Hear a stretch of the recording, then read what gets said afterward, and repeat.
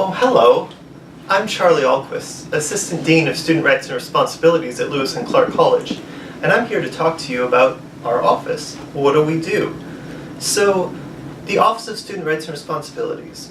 Let's start with our mission. Student Rights and Responsibilities educates for civic leadership, promotes inclusion and social justice, restores balance when harm occurs, and protects the welfare of the community and the individual. We engage the community through practices informed by restorative justice that promote conflict competence by teaching personal, peaceful, and collaborative resolution strategies. Sorry, I got distracted. So, why restorative justice? Restorative justice is a practice that aims to include those most involved or impacted by an incident in identifying and addressing the harms, needs, and obligations necessary to heal and restore trust in the community. Whatever may have been breached, we want to repair. For example, students who are loudly partying in the residence halls past quiet hours could potentially disrupt another student who's attempting to study for a chem final the next morning. That can create a rift within the community. Restorative justice aims to identify those who are responsible for causing this disturbance, encourage them to reflect upon the impact of their actions, and take positive actions to repair the harm that has been done to the community, restoring that trust and the community norms that have been breached. Oh, where were we? So, restorative justice focuses on violations of trust, norms, expectations, and their impacts on people, relationships, and community values. RJ also gives voice to involved parties identifying what could be done to make the situation better. Restorative justice is a principled approach to conflict resolution, and parties who resolve a conflict using these principles tend to report a much higher satisfaction and a greater sense of closure from these types of processes than from a strictly punitive and formalized process. So, this is our mission, this is big picture stuff. So, what does Student Rights and Responsibilities actually do? Well, we receive reports and referrals from campus safety officers, resident advisors, area directors, and really from anyone in the community who's concerned about someone or about their behavior. We gather together that information to identify what the potential issues are in the situation.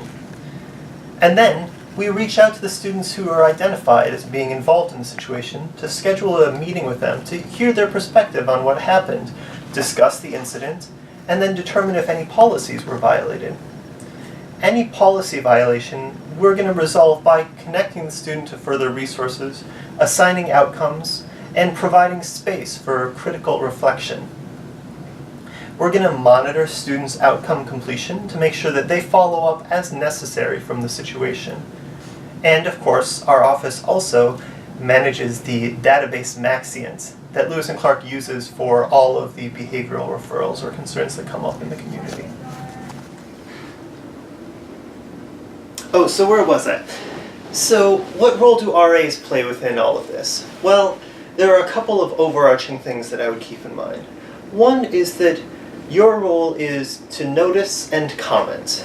When you observe something that may potentially be a policy violation or a disruption to the community, your role is to acknowledge that to the people involved, and then let our office know so that we can help to address anything that needs to happen after the fact. Additionally, some words that are useful to us is the idea of stop, prevent, and remedy. So if there is a disruption or harms going on in the community, we want to stop that policy violation or that disruption. We want to prevent it from happening again, and then we want to take some steps to make whatever harms were caused better. So when in doubt, stop, prevent, and remedy.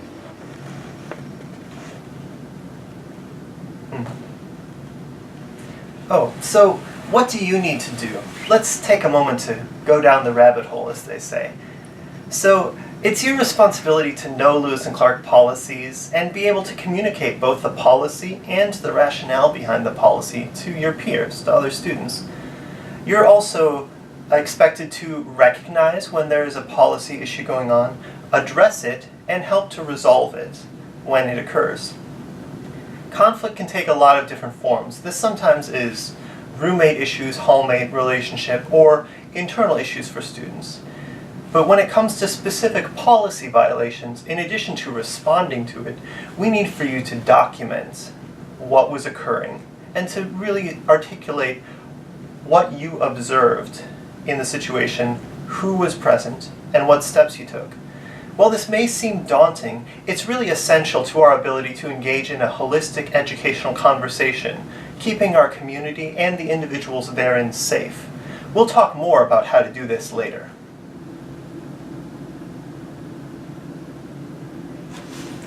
So, in terms of how you document things, you need to write clear, objective, and informative incident reports that allow our office to appropriately and effectively follow up with students. We want to provide as much support and help as possible to students, and the more information that we have about an incident, the more effectively we can engage a student in a productive conversation. When you submit a report, your report will be read by Student Rights and Responsibilities staff, campus living staff, and the Dean of Students. And our office will reach out to you to follow up on any questions that we have. Additionally, we're going to be providing feedback to you about your incident reports so that you can continue to improve your report writing skills. Writing an effective incident report is really an ongoing developmental process, and let's face it, effective written communication is an important skill to have in any context, here at college or in your careers beyond. After you've gathered the information from the incident and you're preparing to write the incident report, it's also going to be important that you can explain what student rights and responsibilities processes are to students. Especially if you're documenting that situation, they may be anxious, they may have a lot of questions for you. Sometimes those questions can include, what happens after you document them in a situation? Will this cause them to lose their scholarships? Are their parents going to find out about this situation? Will being documented cause them to not be allowed to play sports or participate in the main stage play? These are all questions that we can answer in our office and we'll talk more about during training. But it's important to recognize that our office, as well as many other places on campus, have resources to help students answer these questions.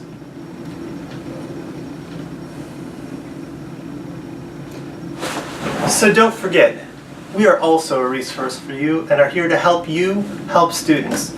You're always welcome to stop by if you have any questions, concerns, or just need some support.